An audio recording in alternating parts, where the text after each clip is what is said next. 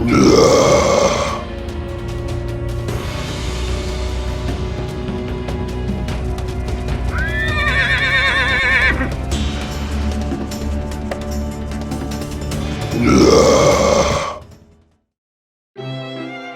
town of Hoffberg nestled in the foothills of the Black Mountains in the east of the Old World. While the third largest maker of candlesticks in the Empire, Hoffberg's primary exports were honey and wine. The fast-flowing Upper Reik passed through the town and was used to ship Hoffberg's merchandise to the rest of the Empire. Trade had made the town prosperous, but while rich, Hoffberg was far from safe. Like most towns and cities within the Empire, Hoffberg was protected from the many evil creatures of the Old World by stout walls and a sizable garrison made up of militia regiments, artillery, and noblemen. The town's militia, whose red and yellow uniforms were said to represent the town's chief exports, provided their own weapons and protected the walls of the city with hellbeards, crossbows, and a few state-of-the-art handguns.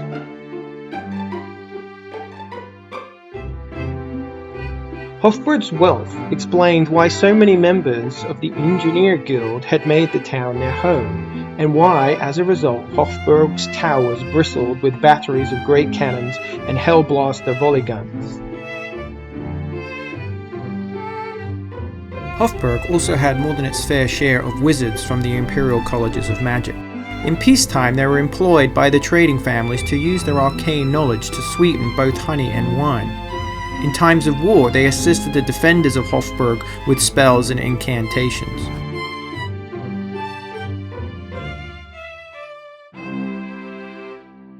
The men of the old, noble, land-owning Hoffberg families went to war in suits of the finest armor, sporting enormous feathers on the tops of their helmets and riding fine war horses, even if the foothills around Hoffberg were not exactly cavalry country. Some of the most wealthy nobles rode griffins into battle, bought from the Emperor's very own zoo in the far-off capital city.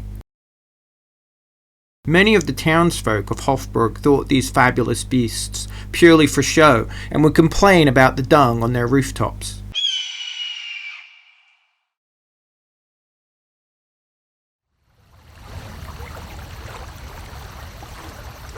Hoffberg was said to be the most besieged town east of the Great Forest. The main reason for this was its proximity to Khazad-dûr, an old dwarf hold in the Black Mountains that had long ago fallen to night goblins.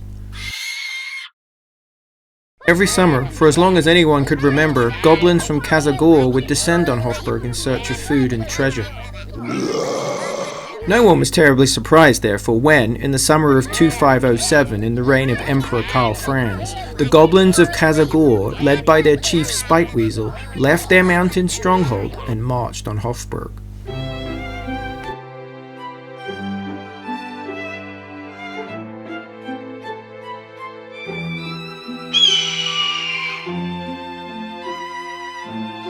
The Mayor of Hoffberg, Otto von Buda III, held a council of war above the north gates as farmers and beekeepers arrived at the eastern gate seeking safety behind the town's walls. The nobles advised the mayor, whose official title was Grand Beekeeper and Guardian of the Grape, to sally forth and confront the goblins in open country before they reached the town. The militia captain wanted to stay in Hoffberg and defend the city behind its thick walls. When the militia captain added that the nobles always wanted to sally forth, the council of war descended into a shouting match. A short while later, the mayor, who was the de facto general of the garrison, said that he would announce his battle plans in the morning and wished the nobles and the captain a good night. Otto von Buda III knew well that the nobles of Hoffberg loved to charge around on the battlefield and hated siege warfare where their expensive horses and griffins were next to useless. He also knew that the militia captain had been right. It made more sense tactically to fight the goblins from behind the walls of Hoffberg. But Otto von Buda III was a politician at heart, and tactical considerations were not the only thing he had to take into account. Otto von Buda III was up for re-election in a few months and would need the support of the noble families. Shortly after sunrise the next day, the mayor informed the nobles and the captain of his decision. When news of the mayor's decision reached the citizens of Hoffberg, there were cheers, for no one wanted the goblins with their smelly trolls to come anywhere near the town.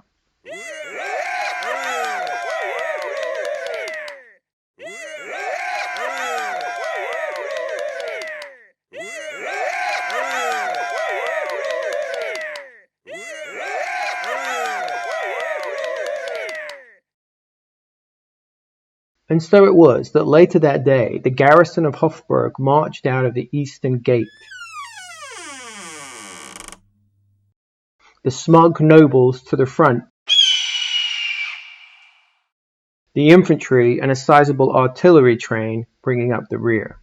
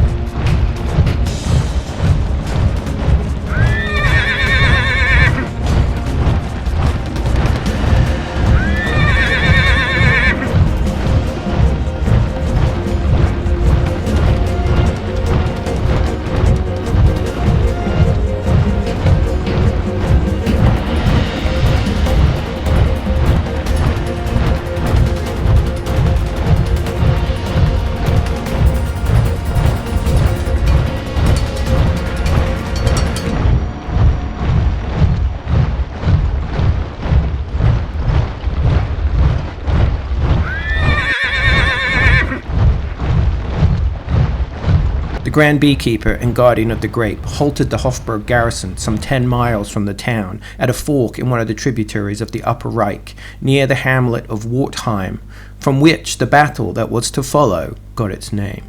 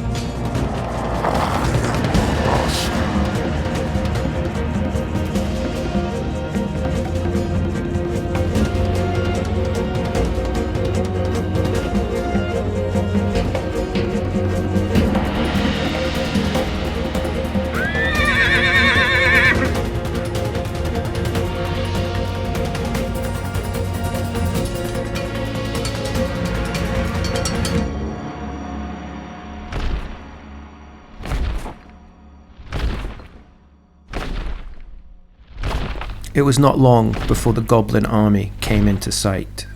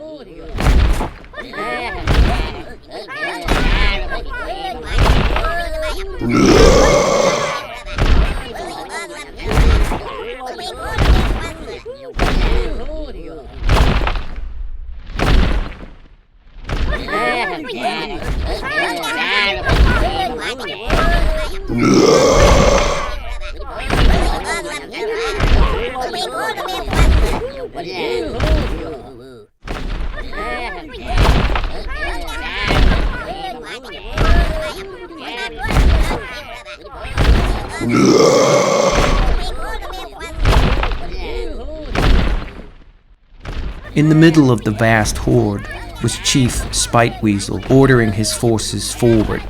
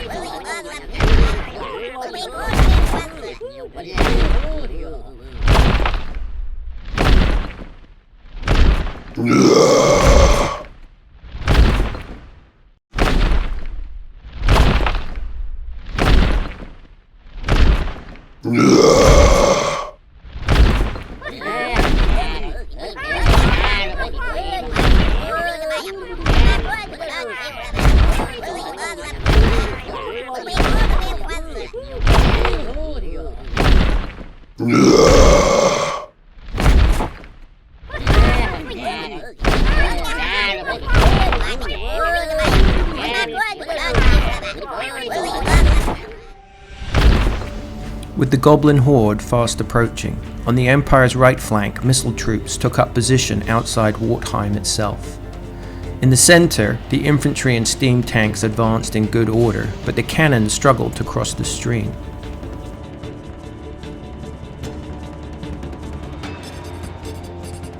While on the Empire's left, more steam tanks and infantry got into position.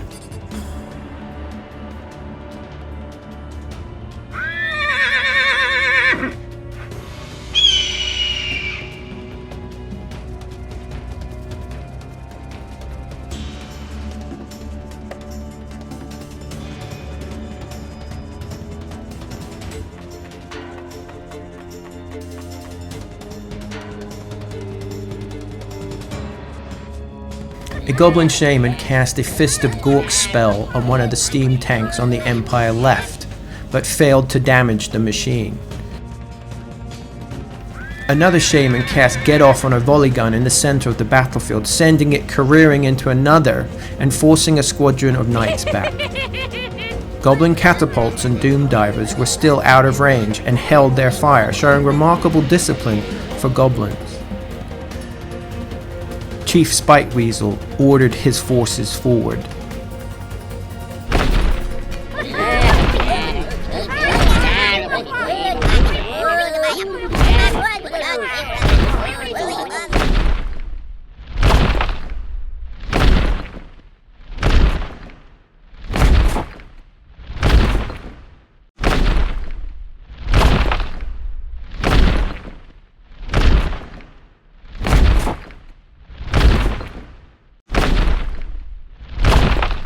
The distance between the two battle lines was closing.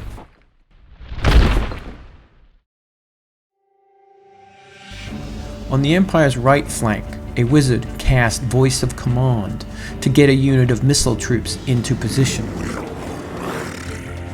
Another wizard used the same spell to get a regiment of infantry into a vital wood. In the center of the Imperial lines, poor communication meant that the battery of cannons, while in range, were blocked from targeting the enemy. On the left flank, forward infantry units wheeled right to give the great cannons a clear line of fire.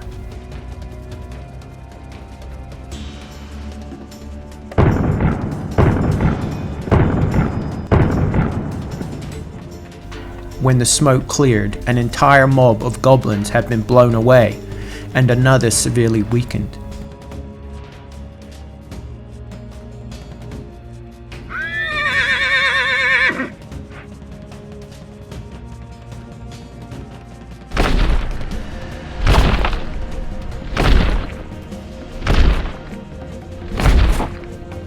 Spikeweasel egged his forces onwards.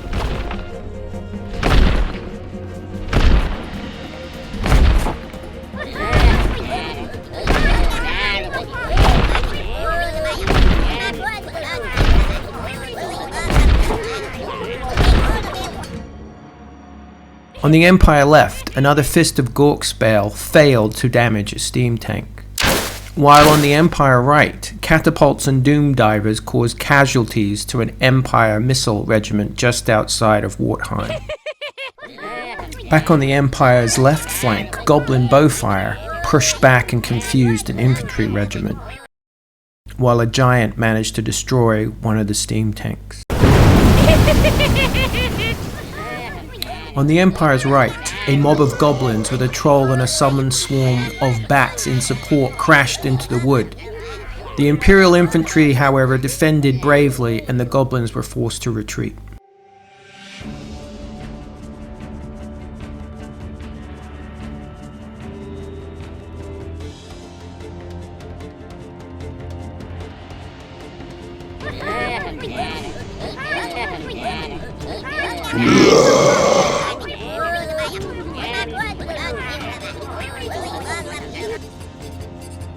On the Empire right, missile troops pulled back, preparing their firing line for the charge of the cave spiders.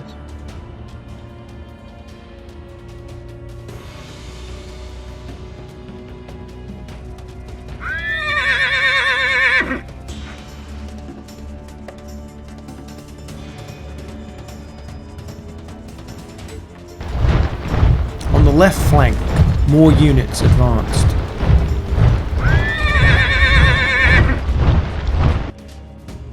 Nearby, a squadron of knights charged the giant that had destroyed the steam tank. And even though a wizard had enchanted the brute, the knights' lances failed to harm the giant, and they were beaten back with losses. The nearby battery opened up and killed more goblins.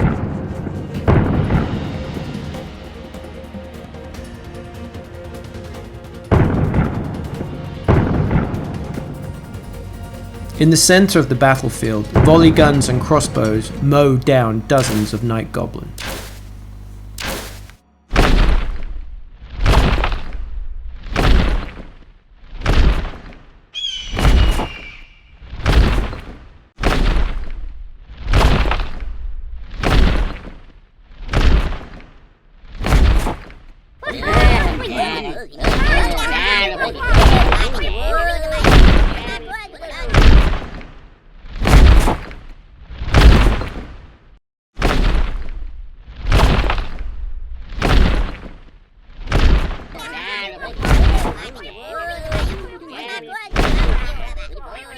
In the center of the battlefield, a goblin shaman managed to destroy a volley gun with a Fist of Gork spell.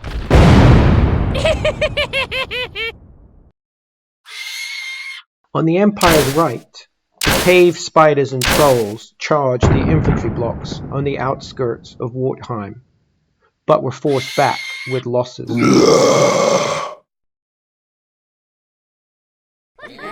In the forest, another goblin assault failed.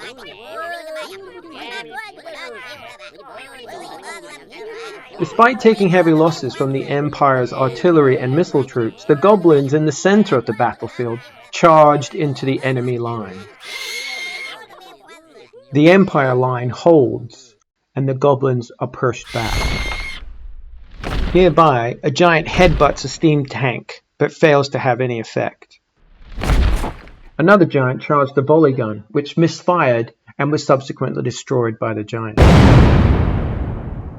Nearby, a mob of goblins and a bat swarm attacked the steam tank from the rear, but their cunning plan backfired when the steam tank reversed over them, the bats being of no help whatsoever. On the Empire's far left, the giant once again charged the knights, but neither side could land a telling blow.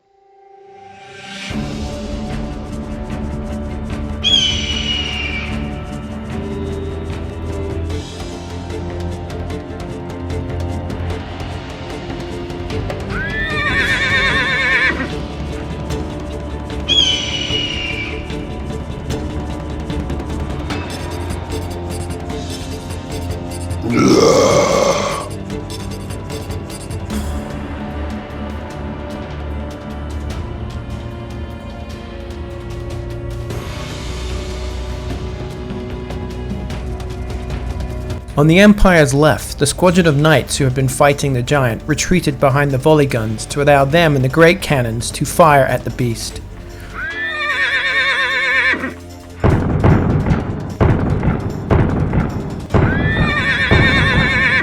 When the smoke cleared, there was nothing left of the monster. "One down, 2 dozen to go," remarked a gunner, as another giant pointed at the guns and swore bloody revenge. In the center of the battlefield, more great cannon and volley guns fired into the goblins.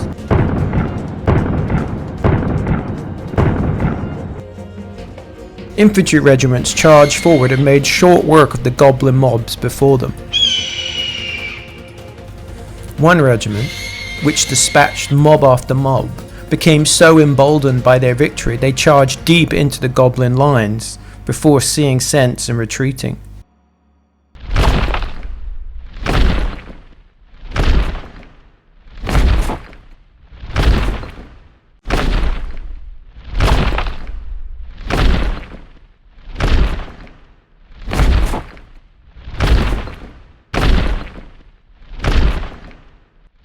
Seemingly unconcerned by their mounting casualties, and urged on by Spiteweasel, the goblin horde continued to advance on the Empire's positions.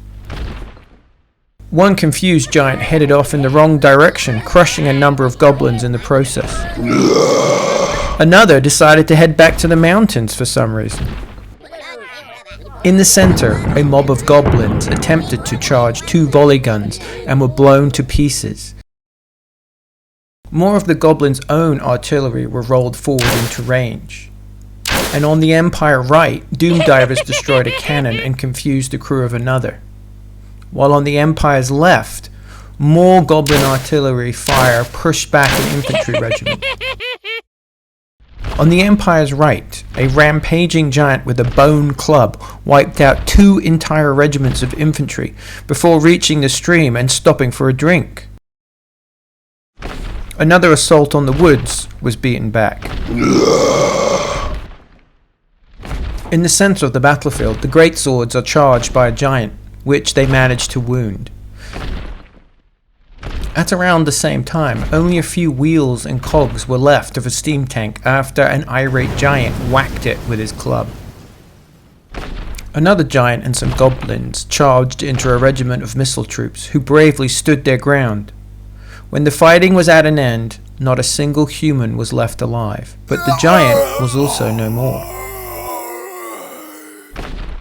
Another steam tank was attacked unsuccessfully by a giant. The Hoffberg garrison was beginning to buckle under the pressure of the goblin assault.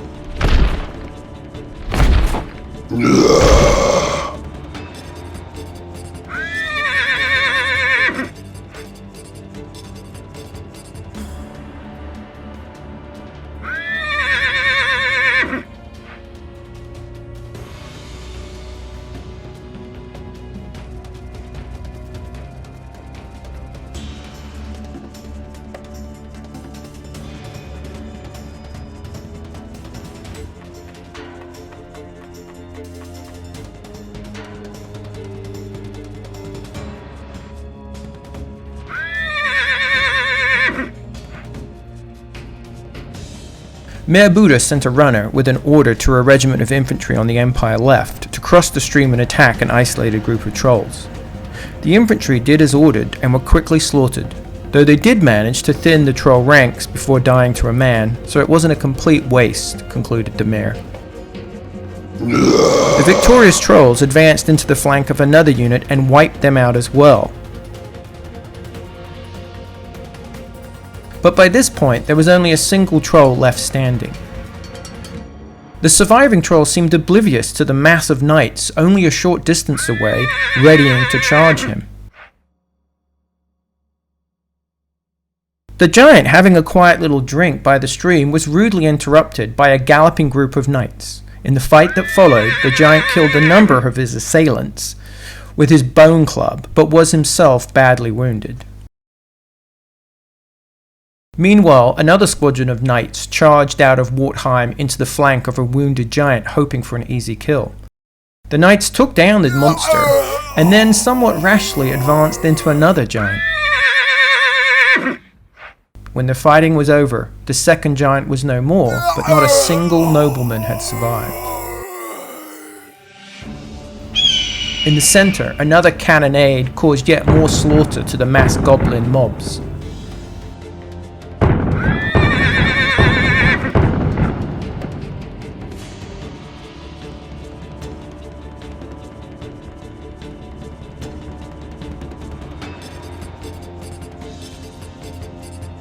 On the Empire left, more cannon fire forced the giant who had been attacking the steam tank to retreat.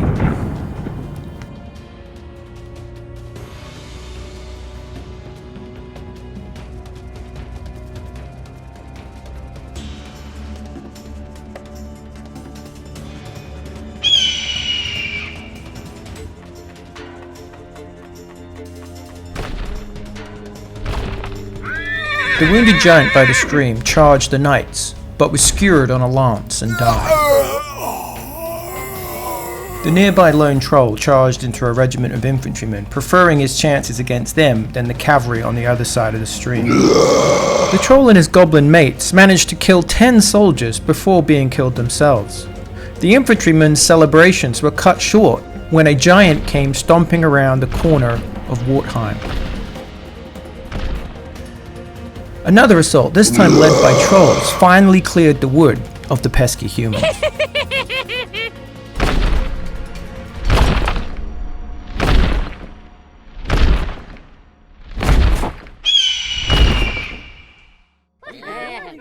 A second wave of goblins crashed into the depleted ranks of the Empire's center. All the Empire's forces there were wiped out, aside from a Ponzi Griffin rider. On the Empire left, a giant wiped out an entire infantry regiment he had charged in the flank. Another giant, fulfilling his oath, rushed a battery of grape cannons, survived the grape shot, and dismantled all 4 cannons with his club before eating their crew. Mayor Buddha was furious at the loss of so many guns that the Engineer Guild had charged him an arm and a leg for. He was less bothered about the loss of the men. A steam tank on the Empire's left was attacked again by goblins whose little swords and spears simply bounced off the machine's thick armor. On the Empire's right, goblin catapults and doom divers took out a volley gun. While on the Empire left, goblin artillery managed to rout a regiment of infantry guarding a battery of great cannons. The survivors didn't stop running until they got to the walls of Hoffberg itself. "Cowards," muttered Mayor Buddha, safely leading from the rear, as always.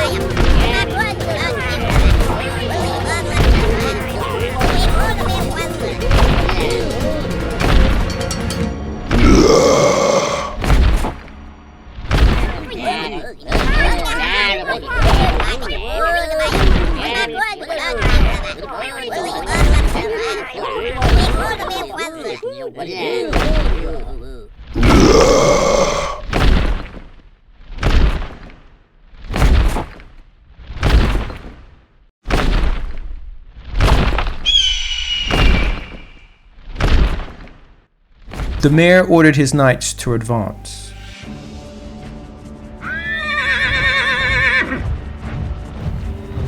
On the Empire's right, a cavalry squadron, supported by an infantry regiment, charged across the stream and crashed into a giant, who was swiftly taken down. The infantrymen wisely decided to halt where they were, but the mounted noblemen raced on,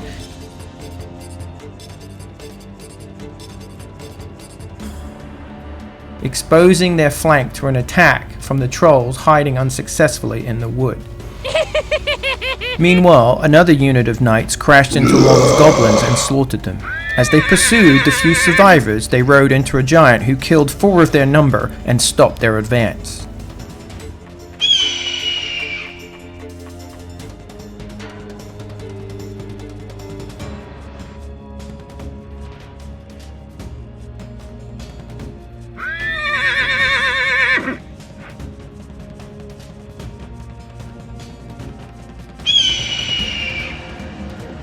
In the center of the battlefield, a female giant advancing towards the Empire lines was hit by a sustained cannonade and retreated confused and badly wounded. Not far away, a steam tank trundled forward and parked itself in front of a giant wielding a two-handed stone hammer. Neither the steam tank's cannon or the giant managed to do any damage in the fight that followed. Nearby, what remained of an infantry regiment bravely charged into the mass of goblins. On the Empire's left, another steam tank rammed into a mob of goblins, crushing scores of the little blighters under its wheels. The giant that had destroyed an entire great cannon battery was charged by a unit of knights and destroyed, while a second giant was badly wounded by cannon and volley gun fire.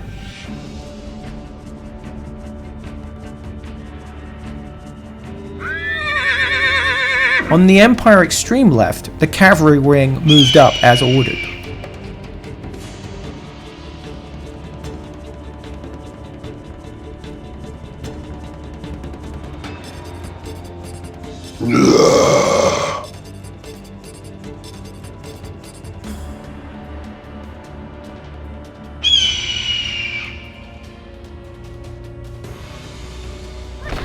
The hordes of goblins, trolls, and giants continued to surge forward, seemingly unconcerned at their mounting casualties.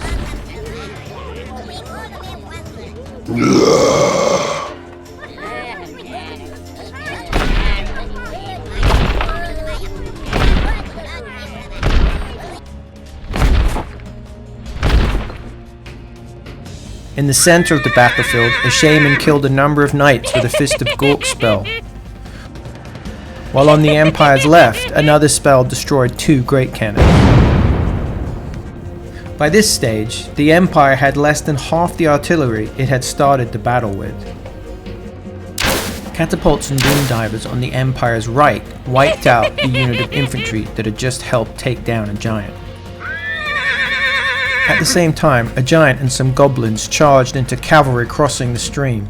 The giant was dispatched and the goblins run down, but the advancing cavalry unit was badly mauled in the fighting. The trolls in the wood rushed the knights in front of them and caused heavy casualties. The hamlet of Wartheim was now all but lost to the enemy. In the central fields, the giant won the contest between him and the steam tank. The jubilant giant, along with some goblins, rushed onward seeking new enemies. The goblins charged an infantry regiment and with the help of a troll destroyed the lot of them, although this placed them in a far from ideal tactical position. For his part, the giant rampaged towards the great cannon battery that had recently nearly killed his missus. Somehow, the giant survived the great shot fired at him and destroyed all 4 guns. Though victorious, the giant faced a wall of Hoffberg knights. Not far away, the heroic infantry were destroyed by trolls. On the Empire left, another steam tank was destroyed when it was rushed by giants and goblins. A mob of goblins and a troll dismounted and killed some knights before advancing against the volley gun. The machine unleashed a hail of bullets, but the goblins were somehow unscathed and quickly executed the crew.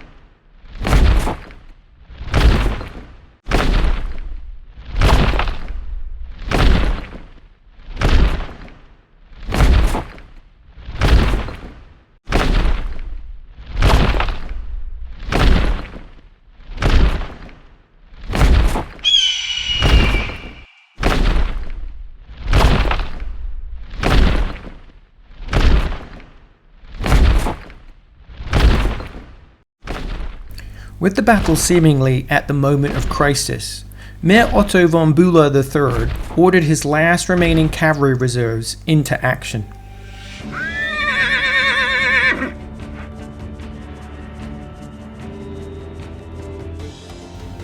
On the Empire's right, knights killed a number of trolls and goblins before advancing into a giant which they managed to wound. The knights then prudently withdrew. The last of the steam tanks charged the trolls from the forest, but the trolls managed to dismantle the machine and went on to charge into the side of a fresh cavalry squadron, killing 4 nobles.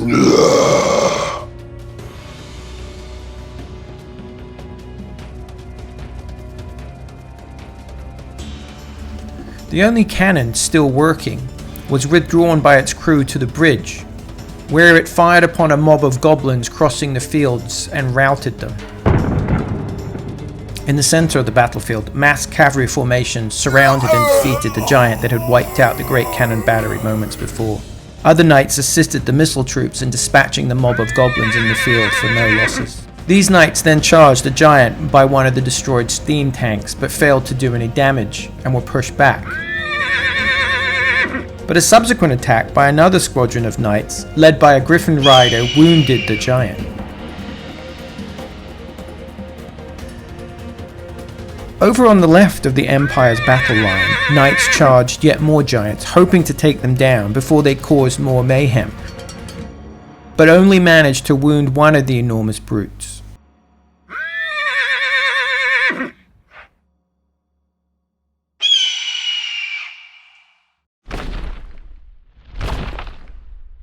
All Mayor Buddha had left in reserve at this point in the fighting was some militia units.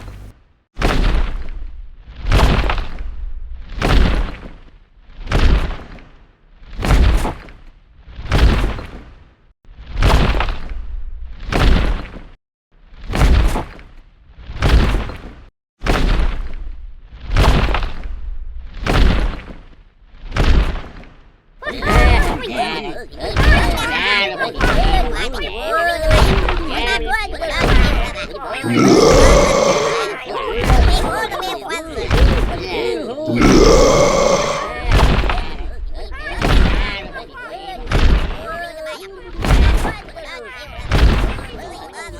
the Empire left, fire from doom divers and a catapult forced a group of knights to retreat into an infantry regiment.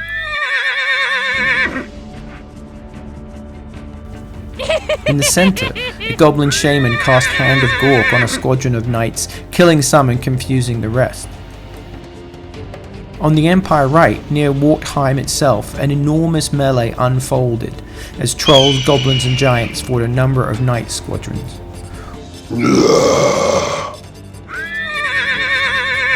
One by one, the knights were brought low. And when the fighting finally subsided, only a few mounted noblemen and a griffin with a broken wing remained, cut off and surrounded.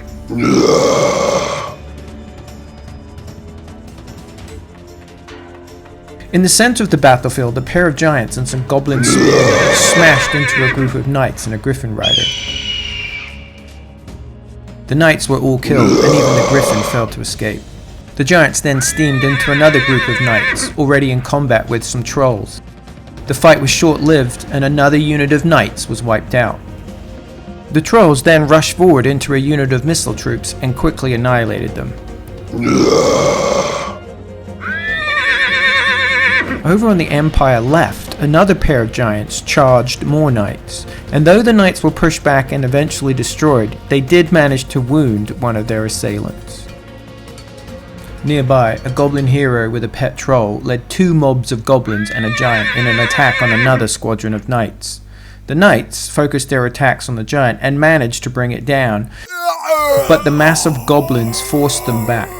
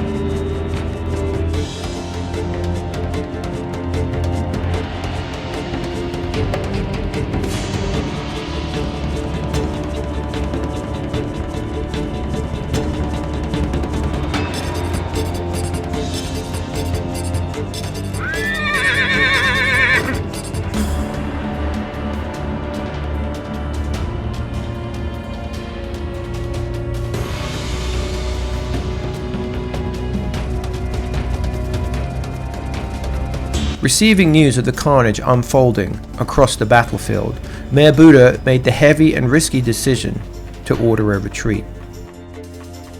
If what remained of his army could make it back to Hoffberg, they might still prevent the town falling to Chief Spikeweasel's army. The Grand Beekeeper and Guardian of the Grape gave the order for the infantry to escort the baggage train back to Hoffberg. Receiving these orders, the captain of the militia gave the mayor an "I told you so" look, which the mayor pretended not to notice.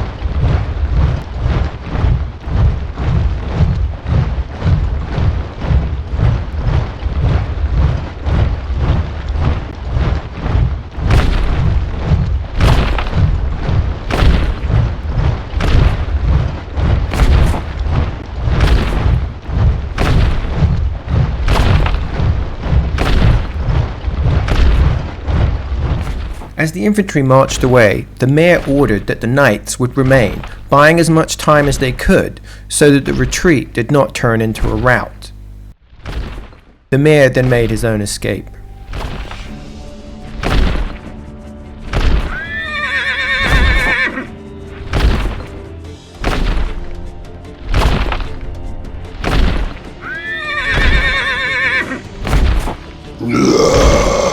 On the Empire right, the surrounded knights and wounded griffin made, with grim resolve, what was to be their final charge, finishing off the wounded giant before being wiped out themselves by the mass of trolls.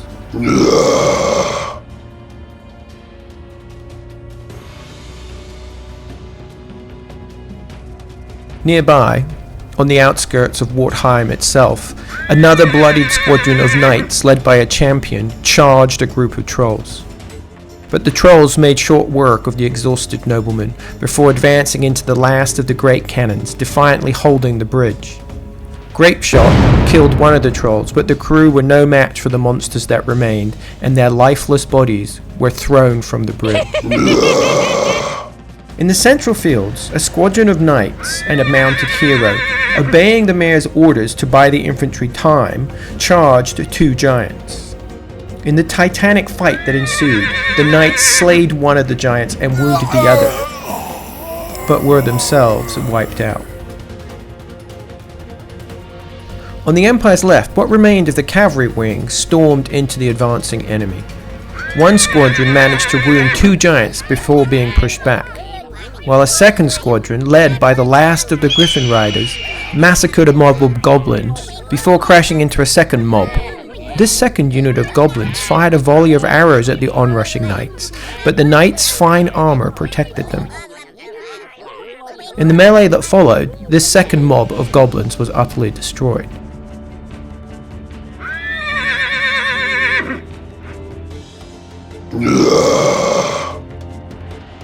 A third squadron of knights leapt a fence to attack yet more goblins massed in the field beyond. Once again, the goblin defensive bowfire proved no match for the knights' armor, and when the fighting came to an end, the field was littered with goblin dead. Having taken significant losses themselves, the knights pulled back to the wrecked steam tank.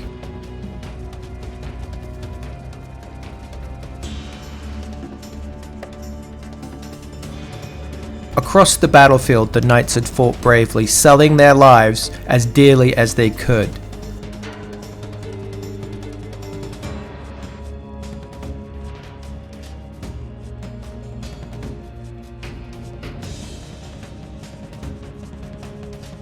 The battlefield by this stage in the fighting was covered with the dead and injured from both sides.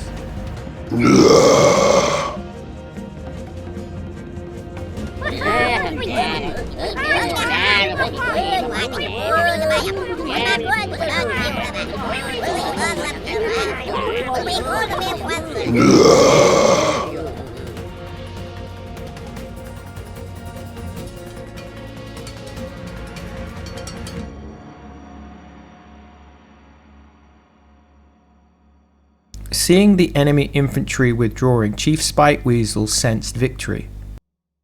If his forces could deal with the pesky cavalry, then they would be able to take the retreating infantry in the rear. On the Empire's far right, trolls and a giant attacked missile troops, who had decided to stay and try and hold the south bank of the stream. The trolls and the giant brushed these defenders aside. In the center of the battlefield, goblin forces streamed forward unopposed.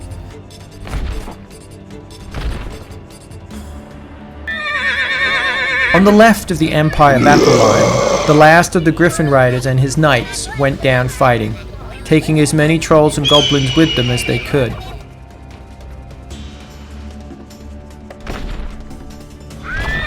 Nearby, another group of knights fought two giants and a mob of goblins, taking terrible casualties but killing one of the giants in return. Battered and bleeding, the surviving knights were forced to give ground. And a small group of knights on the Empire's left flank were rushed by yet another giant and eaten.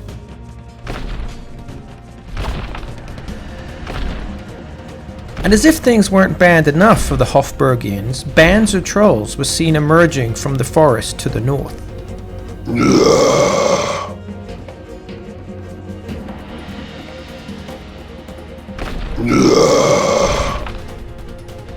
With their rearguard now destroyed, all seemed lost for the Imperial forces. Their retreating infantry column would be easy prey to the trolls and giants.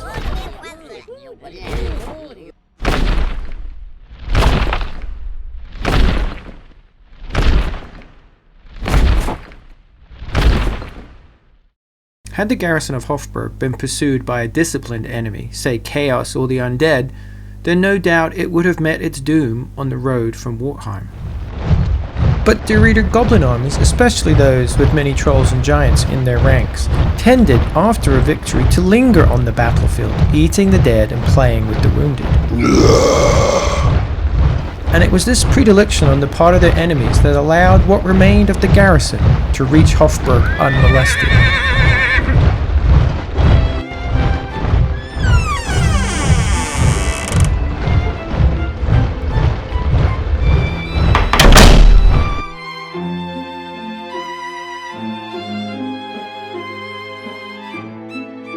When the womenfolk of Hoffberg heard the news that not a single Ponzi Griffin rider had returned, many shed a tear.